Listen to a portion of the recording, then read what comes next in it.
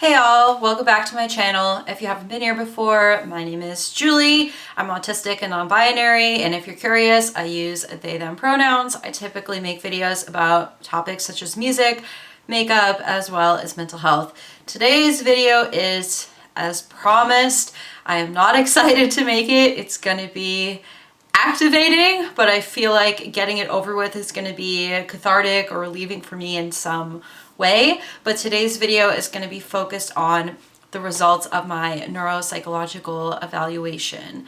So on July 1st, I went to my first meeting for an autism assessment. Now, my experience for the autism assessment was not that I only was going to get diagnosed formally with autism.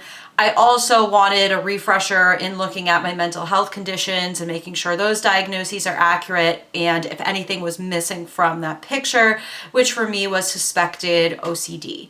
OCD runs in my family, it's very common, so I wanted to get tested for it.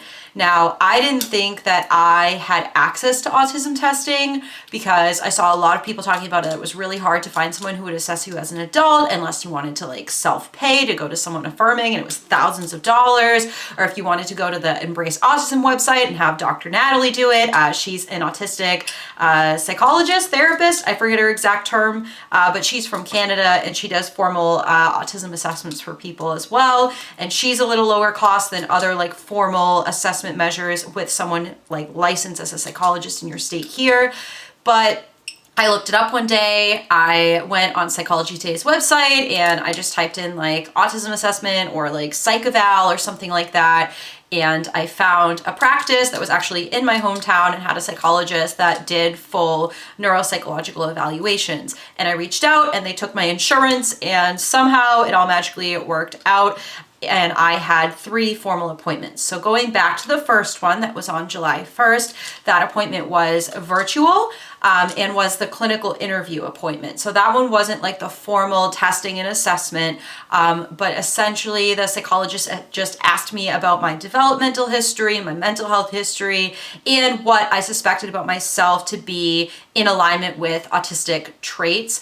And obviously, being autistic, the night before, I sat with my mom and said, okay, what about me? My whole life has been autistic traits. Because one of the hard parts of having trauma is you lose a lot of your memories. So there's a lot about my childhood that I don't know or I don't remember, and I need to go to my parents or I need to go to my grandparents or my cousin Sam and kind of ask like, what was I like back then? Or, you know, what kind of traits did I have back then? So I did my homework. I went to all my support people and asked, what was Julie like all those years ago? Because if you don't know, autism is not something you get from trauma or stress. It's not a mental health condition. It's a neurological condition. It's a developmental difference. You are born autistic. So there's not something that gives it to you later in life. If you get an autism diagnosis later in life, you've been autistic your whole life. So that's why it's a big deal to formally get assessed, and it's something that people have to come to terms with. I was all prepared. I went into the assessment. I talked about my long-term history with sensory issues and social difficulties and difficulties both with establishing and maintaining relationships. A lot of my mental health difficulties with school were specific to college. I dropped out of college twice before going back. So the doctor just got an all-encompassing view of my history. And after that appointment, she said to me, well, you definitely have some of the markers of autism. We'll just have to see how it goes. She, of course, could not formally give me the diagnosis at that point. But I found that first appointment to be really validating. And I think I felt safe in that appointment unmasking because I planned ahead. I knew that I wanted to unmask so that I was more likely to get the diagnosis. And I was at home. I liked that it was a telehealth appointment. That was really beneficial for me. What was difficult was the next appointment, and the next appointment was in person. So the follow-up visit, which was my formal assessment, was on Monday, August 8th at 10 a.m. Yes. This is autistic of me. I like dates, numbers, times. I'm not a license plate person like, you know, the ASQ or the RADS has to say, but I was really nervous. Both my parents took me and my parents drove me, even though it was like barely even across town, but I need a lot of supports, and that's a big thing I got out of this assessment.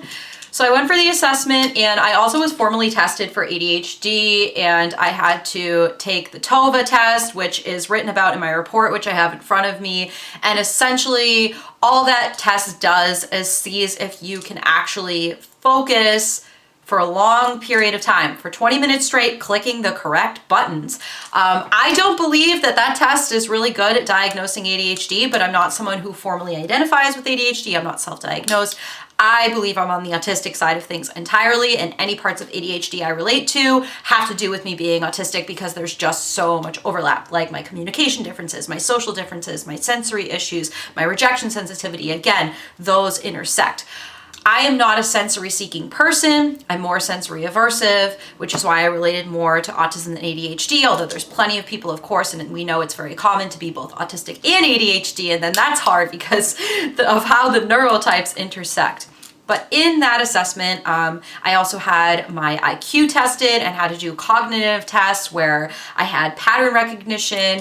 I had a story told to me and had to verbally tell it back. I had the test where they give you a picture and then you have to draw it. It was very, very difficult for me. A difficult part, not only being in person, was also being in front of a big fluorescent light and a lot of noises on a main road. It made it a lot more difficult to focus. And in my assessment report, the psychologist brought up how much I brought up like those complaints and that she could see how much I struggled with my sensory issues in person. So the testing took about 3 hours. I only took a 10-minute break, right? Like I wasn't being extensively testing for learning disabilities or something like that because I'm not in school anymore. So it was just focused on like mental health, ruling out ADHD. And as I said previously, I was also tested for OCD. And she went through a major checklist that was all different types of obsessive and intrusive thoughts that people could have, and then types of compulsions that people could have. And obviously that was eye-opening for me because I related to a lot of those concepts. After my assessment, I had to wait 6 weeks for my final visit with her, which was also virtual, where she shared her screen with her neuropsych report and just kind of went down through it with me. And we skipped some of the parts that were a little technical, but I will say that I am not going to share my neuropsych publicly by any means. It's much too sensitive, and it's even hard for me to read the whole thing, and I will not by any means be reading the whole thing today because there are parts of my life, believe it or not, because I do overshare, but there are parts of my life that I'm not comfortable sharing. So I'm only going to share what I think is relevant. It's going to help people to become familiar with, you know, if they want to get assessed for autism or go get a neuropsych, what that might be like and what your report might look like. This is to help other people understand the process and if it's right for them, because formal diagnosis isn't right for everybody, and that was a big decision for me as well. So after I go over the results, I can talk about that more too. At the moment, I'm reading through my neuropsych report. So reason for referral is first, which is the presenting problems. And this talks about that I've had a history of changing diagnoses, social interaction challenges in all my environments, executive function concerns, and minimal relationships outside family of origin, which, wow, my therapist did say this pathologizes my relationships, and even in that one sentence it does. But yeah, I don't have any in-person friends. I only have online friends, and I'm only close with my family and my partner. So it's not wrong. It's just not how I would say it. It talks about that I see my dietitian when I ended my job, and how I had a neuropsych eval in 2014 by a different psychologist. It talks about some of my diagnoses. So my history with diagnoses, I've been diagnosed with generalized anxiety disorder, dysthymic disorder, which is long-term depression essentially, and panic disorder. Those were the results of my first neuropsych, which I said it definitely missed autism and it definitely missed PTSD. So in 2019, she adds, I was also formally diagnosed with complex post-traumatic stress disorder, agoraphobia, and social anxiety. I've actually had an agoraphobia diagnosis since 2014, but we won't be picky. In 2020, I received an additional diagnosis of, she wrote restrictive food intake disorder and borderline personality disorder. Actually, I'm diagnosed with eating disorder unspecified. So this is a draft. And this is the hard part of being autistic, because I notice things, I'm like, wait, that's not right. Wait, that's not right. But then how do I bring that up to her without her like getting upset about it or like thinking that I'm rude? It talks about my developmental history and struggling with like nightmares, vivid dreams, and sleep. Things that I struggle with medically, like gastrointestinal issues, acid reflux, and chronic pain. And these things are very common in autistic people because we're more predisposed to chronic illness and GI issues. And of course, if we're more on the hypersensitive side of sensory issues, which not all autistics are, but I am completely across the board, then we're going to be even more sensitive to that pain because it's going to feel worse for us.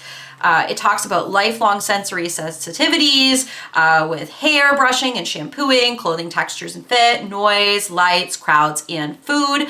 And the food piece has tied into my ED treatment that I have certain tastes and preferences with textures and things like that. I'm very sensitive to textures in food. I have trouble eating fruit for some reason. So I think this is an important like introduction of who I am and what my difficulties have been in the long term and just kind of looking at them comprehensively. I'm not going to read this part, but it just talks about my trauma history, and maybe I've talked about that on here, but we know I have one. Growing up, it says I could be described as different due to clothing I wore and struggling to connect with others, what was called socially unacceptable behaviors such as hand flapping, fidgeting, and quoting TV shows, movies, or videos, which me and my cousins did all the time, and I didn't know was echolalia, I didn't know was vocal stemming and an autistic thing. And I appeared vulnerable, and I was definitely really gullible in a lot of my relationships and got hurt because of that. Things picked up for me in middle school with a lot of my trauma and social difficulties. I'm paraphrasing.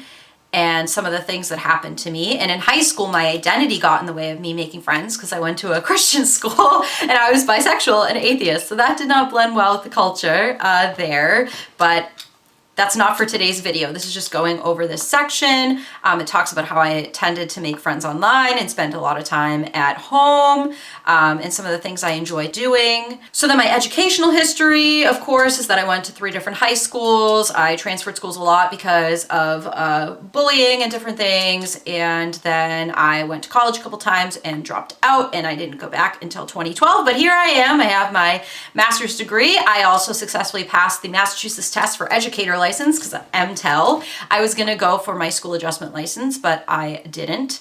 This also talks about how after my graduate level internship in January 2020, I was let go. So that's a hard thing to talk about, but this is all relevant to my history of just seeing how hard my life has been socially, occupationally, right? Like it's very pathologized. It's not the way I would talk about someone, but it is important to talk about in an assessment for the results. He talks about how I transitioned appropriately, but I complained about a lot of sensory issues that I had and somatic experiences such as fatigue and hunger, and I am someone who's chronically tired and chronically hungry. So that to me is accurate. I wasn't like making that up. Those are things that I really feel all the time. I feel fatigued today and I even feel a little hungry.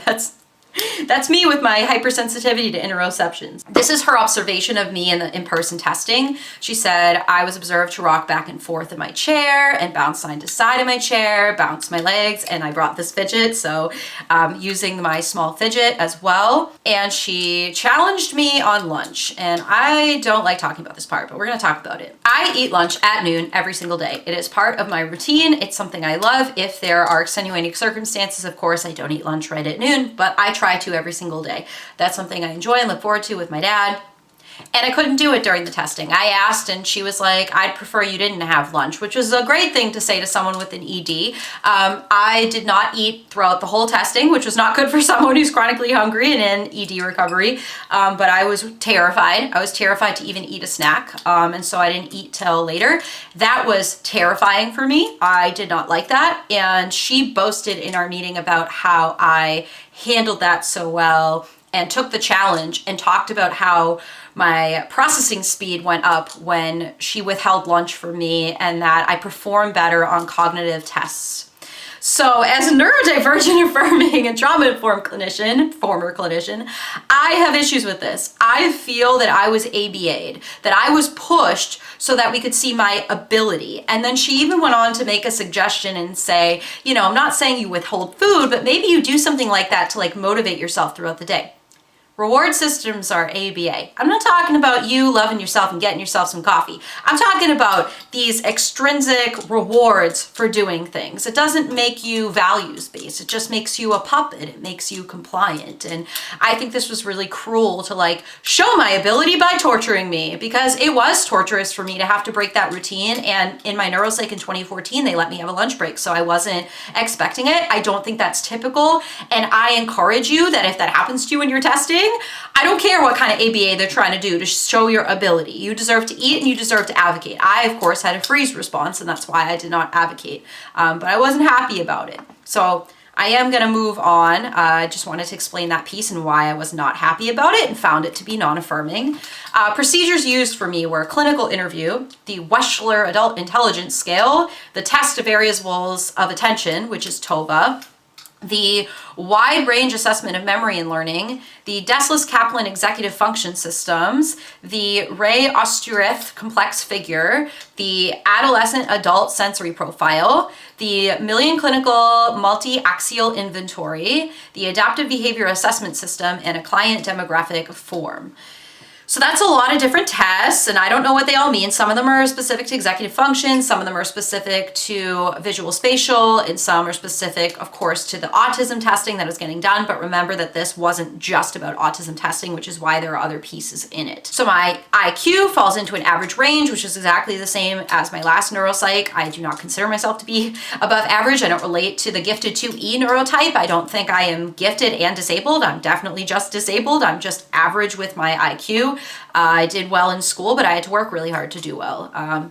So I agree with that. I had no disagreements there. It says my verbal comprehension was in the average range, but my perceptual reasoning was in the low average range. And that makes sense to me because I have trouble with taking perspectives and problem solving and things like that because of my anxiety and executive function. My working memory was high average. According to this, I don't have issues with my working memory. And my processing speed, which is high average. And that was the same in my neuropsych in 2014. I had high average to average results on the TOVA. So they said I don't have ADHD. My verbal memory is in the borderline to extremely low range. And my visual memory is extremely low. I struggle to recall meaningful stories on a test where like she basically said a story to me out loud and was like, tell me the story. And I was like, right? Like all the noise, lights, everything. You want me to process the story? Yeah, no, I don't do well with that. So this was an eye-opening moment for me. I already knew about my difficulties processing visual spatial input and my memory around that because that came up in my 2014 neuropsych. But this extra piece about verbal recall did not. This makes a lot of sense to me. It also makes sense to me why I don't have ADHD. A lot of ADHDers are very strong verbal processors. They have to kind of like talk out loud to get things out, or they prefer like auditory like lectures, or on the visual side, they like things that are bright and colorful. It helps them be more focused. I am the opposite. I need just like written text, like black, plain written text. That is what's best for me. And this was an embarrassing thing for me to figure out with my verbal recall difficulties because I was a therapist. My job was to remember what people verbally said to me and go to meetings with bosses and remember what they verbally said to me and take notes. Now I have more compassion for why that was so difficult. I was still good at it, I think, but it took a lot of work and focus for me to hold on to things in those meetings more so than it did for other people. This also ties into my social issues and social anxiety because in real life when people talk to me, I just get really easily overstimulated. And this also brought a lot of perspective onto why I value online relationships so much, or like the online portion of my in-person relationships, like talking to my partner or my cousin, because I'm good at communicating in written form. There's so much mindfulness there that I can just sit and take everything in and see every detail and send something respectful and responsive back. But if I have you talking at me, I'm gonna miss things. Seeing that in testing was validating, but it's kind of a grieving process because the world is set up for everyone to have good verbal recall. In any job you have to go to a meeting, you have to listen to a lecture, and those things have always been hard for me, and I just wish there was more written options available. She found that I'd average to high average executive function, which she put into visual and verbal organization, multi-step planning, rule learning, and maintenance of instructions. But the thing is, I learned those things. I had a tutor when I was in community college who helped me to be organized, and I didn't always have those things. I am really organized. However, it's also because I have anxiety, so the idea of not being organized is kind of terrifying for me. I think that I do have executive function problems. I have no sense of time. It's written about in this assessment. I definitely struggle with time blindness. I struggle with attention and focus in various environments, right? Like if I'm in the right environment and right headspace, it doesn't always happen. I can focus, but it doesn't mean it's always that way. I have trouble with task initiation and task switching, especially task switching. Transitions in between tasks are a really hard thing for me. So the way I define executive function in her is different. And I told her that in the testing. I said, oh no, I definitely still have executive function issues. Like I wouldn't have trouble like cooking if I didn't. There's no way, it's just anxiety. So it's hard because some of the things that come up in the testing you're going to disagree with, especially because they use these like traditional measures. However, the next portion of the testing was sensory processing, and I don't even have to go over that with you all because I already knew I was sensory sensitive and sensory avoidant. My scores on those are extremely high. My sensation seeking score is much less than most people, and my low registration is more than most people, which that piece I did not know. So that means I don't notice changes in sensory input as soon as other people do. It takes my body a little bit to go, oh, what the heck is that? But I've talked about my sensory issues on this channel a lot, so I don't feel like I need to. But the next is like an assessment that I filled out, which talks about, you know, I've had clear signs of depression throughout my life, even though she didn't add this diagnosis to my chart. She sees how it's been there. And then I have a trauma history and history of PTSD. Due to my challenges in social situations across many environments, she had me complete the autism quotient, which you can find online for free, the empathy quotient, which we're not going to get into autistics and empathy. I could make a whole video about that. The Yale-Brown obsessive compulsive scale, that was to test for my OCD, and the Million Clinical Multi-Axis Inventory. So only a couple of those tests were specific to autism. The sensory one that I talked about before, and then those two tests. I'll read this part. This feels safe to read. But the results of that say, Julie finds difficulty in making friends and maintaining relationships, so they tend not to bother. True. It can be difficult for them to understand why something upset other people so much, and Julie cannot always put themselves in another person's shoes. True. Other people have told Julie they lack the understanding of how others think and feel. To them, I say I was a good therapist though, and I can be very empathic. So it's very contextual, but there are definitely people that I just don't understand. Like when I took social psychology in undergrad, I was like, what? Like I was just so confused the whole time. They are not accurate in predicting how someone will feel, though they can spot when someone's feeling awkward or uncomfortable. That is true. I'm usually wrong about how people feel. I can be right and I can have a sense for things, but I'm no mind reader. I prefer direct and clear communication. If you're not feeling well, let me know. Or if I say, hey, are you okay? I'm inviting you to let me know how you're feeling, what's going on, and to let me know your needs so that I can support you. And I can be more specific in my communication. Hey, what's going on? How are you feeling? What do you need right now? How can I support you? I'm being pathologized as an autistic person here. This is hard to read, but I'm going to read this part. Their ability to effectively communicate may be hampered at times by their impolite remarks, inability to follow conversations, and struggles with keeping the conversation going. Julie struggles to read between the lines when someone is talking to them and is often the last one to understand a joke and cannot always notice small changes in a situation or person's expression in face-to-face conversations. When talking on the phone, Julie's unsure of when it's their turn to speak. If Julie's interrupted in their speaking, they cannot pick up where they left off. Julie goes on and on about their topics of interest, often driving home the point too forcefully and failing to navigate the rules of social situations. When others do not understand Julie's interests or points of view, they struggle to explain it to them in different terms. The they being me. I'm the they here, by the way. She told me that I say things that I think are socially appropriate, that I even said to her within meeting her those 3 times, that are not and are impolite, and I almost burst out laughing and said I don't value being polite, not in the way that she means it, because she means following like neurotypical norms, and I don't do that. And even though I agree with some of the things here, like my inability to follow conversations, we also know that's related to like the verbal recall though, and there's so much input. And then you have my sensory issues in a public place, forget about it, right? There's so much cognitive and sensory input going on. Like, how could I do all of that at once? But I don't know that I agree with that I'm impolite all the time. I don't think people in my life would like me very much if I was, but definitely some of these pieces speak to social issues that I have. But I just want to say, if you're out there and you're autistic and people have told you you're impolite, like maybe you're just around the wrong people.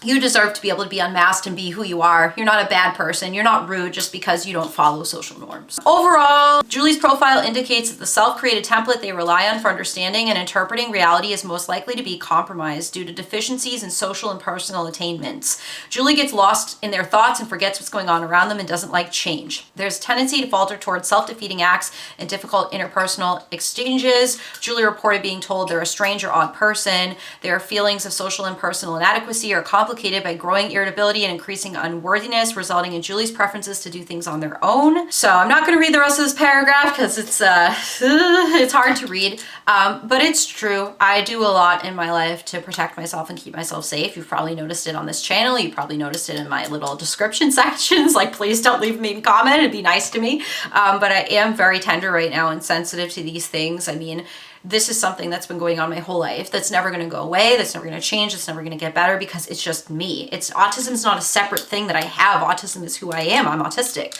This is all of me. It's how I socialize. It's how I interact. It's how I think. It's how I feel. It's how I perceive. It's how I believe. It's how I sense, right? It's so much. So I think that's really important too. The next paragraph talks about that I do qualify for an OCD diagnosis and what kind of obsessions and compulsions I have. And this is something I'm struggling to come to terms with myself. So I'm not yet ready to go into that and share, but just so that you understand the results. Another hard part of this was my parents filled out a report, and it talks about that my functioning with conceptual, social, practical, so that's like home living, leisure and social, self-direction, communication, was all low. The only part that wasn't extremely low or low was my self-care, which was below average, which the psychologist said, you do your makeup. I'm sure that takes a lot out of you and that's not easy for you.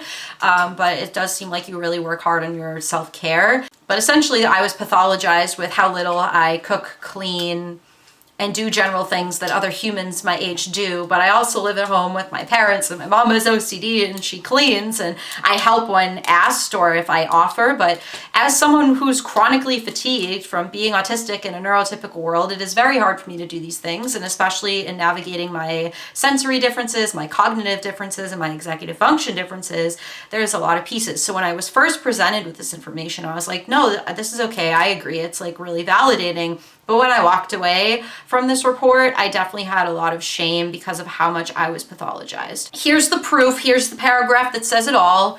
Overall, Julie demonstrated many symptoms and behaviors associated with autism spectrum disorder. According to the DSM-5, in order to meet criteria, an individual has to demonstrate a pattern of social interaction and communication difficulties and rigid, restricted patterns of behaviors and interests. Julie has difficulty responding in ambiguous, unstructured social situations. They prefer to do things the same way, have difficulty changing their habits, and worries about social situations. Julie demonstrates rigid black and white thinking, difficulty with changes and transitions, and sensory sensitivities. So she writes, the behavioral consequences of autism can sometimes become more evident when the environmental demands exceed the limited capacities. She talks about, autistic traits that people have, and she's pointing out why it may have become more apparent to me and my family later in life. So many autistic people struggle when it's time to launch more independently into adulthood and be independent due to their difficulties navigating the social world, their rigid thinking style, and lack of independent self-help skills. In earlier years, life was pretty structured, planned out, and predictable. Children live with their parents who take care of their basic needs, including housing, food, clothing, and more. Growing up, everyone wakes up, goes to school, comes home, does homework, eats dinner, and goes to sleep. People are surrounded by people who know them well, and few decisions need to be made independently. So all of this was structured for Julie throughout their life, essentially is what it's saying. But based on the social emotional eval, Julie experiences a tremendous amount of internal distress, which negatively impacts their overall functioning, pathologizes me some more, and just says that I meet the diagnosis for a generalized anxiety disorder as well as OCD. And she talks about my PTSD history as well.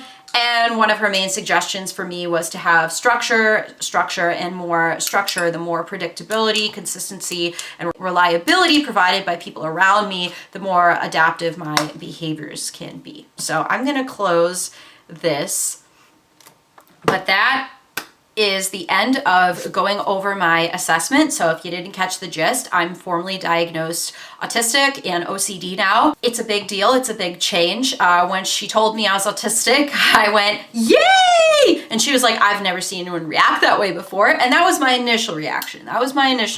But I don't think anyone gets diagnosed autistic, ADHD, whatever, and is like, yay, forever, right? Like, I do have pride for being an autistic person. I've been self-diagnosed for like over a year and a half now. But I have a lot of shame and I have a lot of unresolved grief. And in the past week, because I was diagnosed last Monday, September 19th, I've been really struggling with the grieving process of this is who I am for the rest of my life. I'm different. I'm always going to be different. I'm always going to have trouble maintaining relationships. I'm always going to have trouble with my functioning. I'm always going to have trouble finding a job where I feel safe and it suits my needs. I'm always going to be chronically like burnt out and anxious and fatigued and stuff. And I know that some of my difficulties as an autistic person are from loads and loads of autistic burnouts I've been through and am probably still in. What I'm struggling with is making my way out. I don't work. I don't have a job right now. It's been almost a month. I'm establishing a routine. I'm trying to rest. I'm going to therapy twice a week. I'm doing a lot to take care of myself, but I'm still struggling, and I'm still not out of a burnout, and I'm still not feeling affirmed and comfortable with who I am, because reading that was validating in a sense of how much I struggle, and it made it even more real that this isn't just all in my head. There's no CBT that's going to magically make this go away, and I am full-fledged neurodivergent. I am a different neurotype than other people. I just live differently than other people, and I'm having a really hard time accepting that. All the recommendations for like, someone with an autism diagnosis are like, find community. I'm ahead of the game. I already did that. I already sought community. I went into online spaces. I met other autistic therapists and neurodivergent people, and I'm so grateful for that. But I've never felt more alone, because I'm still in those communities and yet don't feel like I fully fit and feel out of place. And there's lived experience of autistic people that, I don't relate to everything, because we're all our own unique people with various traits. I also don't have ADHD, which often co-occurs, like I said previously. So I don't relate to the, reels I see on ADHD where people struggle. And I'm like, well, I struggle, but it's in this way or in a different way.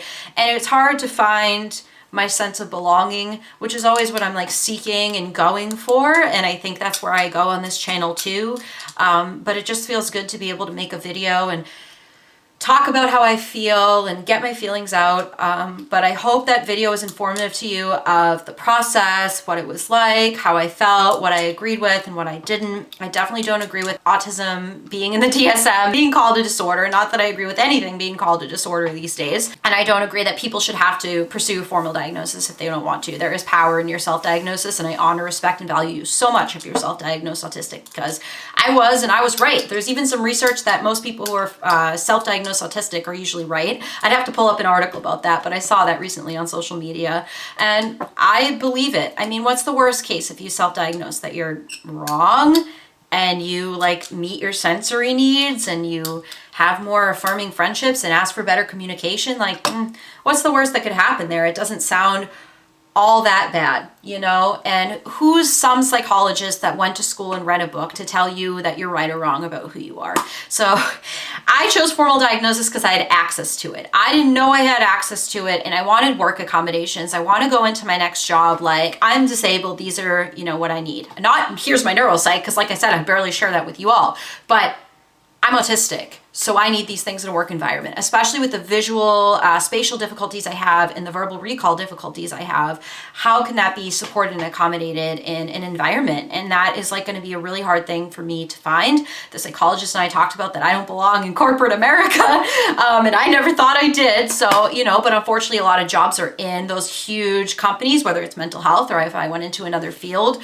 So there's a lot for me in my life to just explore and figure out right now. But I can definitely make more of a video on this like a month from now, updating about how I felt and anything coming up. But I did want to make my initial video just going over the results and like what came up for me and what resonated, what didn't. So I hope this was helpful. Thank you so much for watching. Please give this video a like if you enjoyed it. I'd love for you to subscribe to my channel as well. And I will catch you on the flip side. Bye all.